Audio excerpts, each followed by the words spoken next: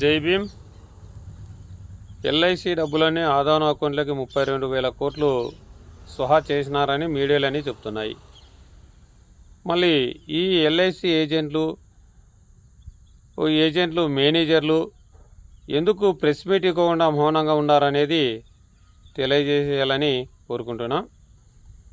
అంటే మీరు మనుషులు మోసం చేస్తున్నారా లేకపోతే నిజమేనా అనేది మాకు అనుమానంగా ఉంది.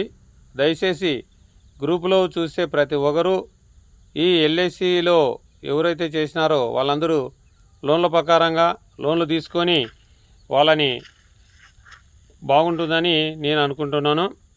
నేను కూడా మంది కనీసం అంటే 1,50,000 వరకు ఉంది. నేను కానీ లోన్ తీసుకోవాలని అనుకుంటున్నాను.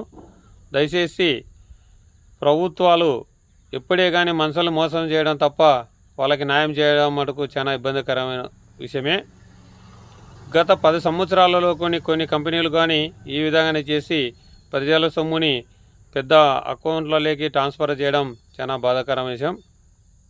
దయచేసి ఇప్పటికైనా మనం మేలుకొని ఉండే బాండ్ల మీద మనం లోన్ తీసుకుంటే కొంచెమైనా మనకి ఊపిరి తిరుగుతుందని తెలియజేసుకుంటున్నాం. జై భీమ్, జై భీమ్.